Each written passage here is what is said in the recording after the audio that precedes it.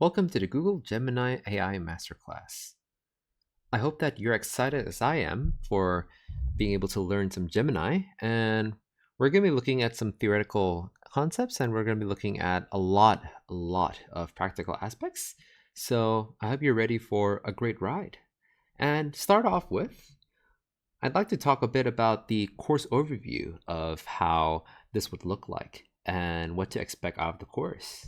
Because, of course, I'm sure that you have expectations, and I would like to meet them with giving you the most comprehensive look into Gemini that I can. So, without further ado, let's get straight into it, shall we? So, who is this course for? There are really five main target audiences that I really want this course to be for, which firstly is for aspiring or current AI/ML practitioners. So, in my experience with how things are currently, there are a lot of people that are looking to get deeper into the field of AI, and especially with the advent of generative AI and people seeing its potential.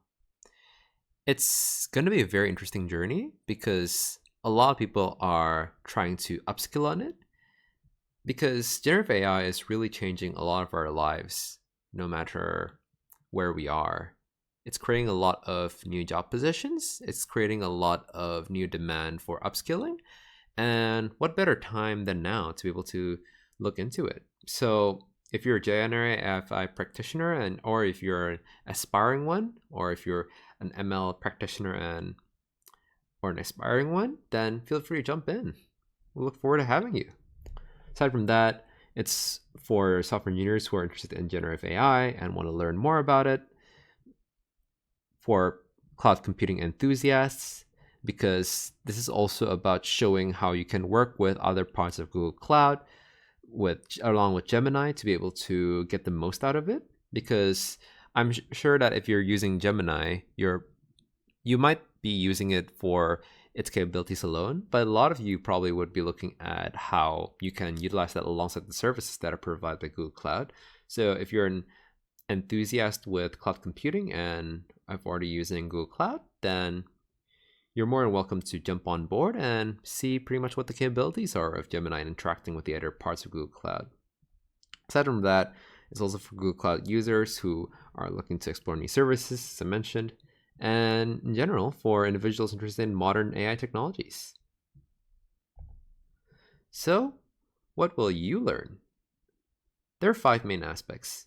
You'll be looking at and understanding the fundamentals and capabilities of Google's Gemini. You'll be exploring and utilizing the various features that are offered by Gemini. We'll be looking at quite a number of different kinds of offerings and considerations that you also have to put in as part of understanding Gemini, and understand how you can access and interact with the foundational models that are provided through the Gemini API, particularly the Gemini Pro and the Gemini Pro Vision. You're also going to be looking at building, scaling, and deploying generative AI applications with Gemini. And finally, we're looking at best practices, pricing, and cost management within Gemini. So, what's the roadmap going to be looking like? Firstly, we're going to be discussing an introduction to Google's Gemini in Module 1. We're going to be looking at what is Gemini and how you can start exploring it. Second, in Module 2, we're going to be looking at exploring Gemini's features. So we're going to be looking into the Google AI Playground, particularly for you to be able to experiment with Gemini, looking at how you can make use of the different offerings that are also as part of Google Bard ever since they updated with Gemini. And in general, just understand a bit more on what you can get on the console side of things. In Module 3, you'll then be starting to work with the Google Gemini API. You'll start to make some API calls, make some implementations in regards to querying with text and images, and we'll be seeing how you can do that from your own local environment.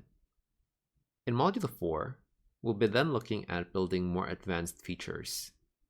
the more interesting ones, such as designing chatbots, and in general, other stuff that you'll see later on too. In Module 5, you'll then be looking at building generative AI applications with Gemini. So we'll be looking at how you can start implementing your own implementations and integrating with other services within Google Cloud.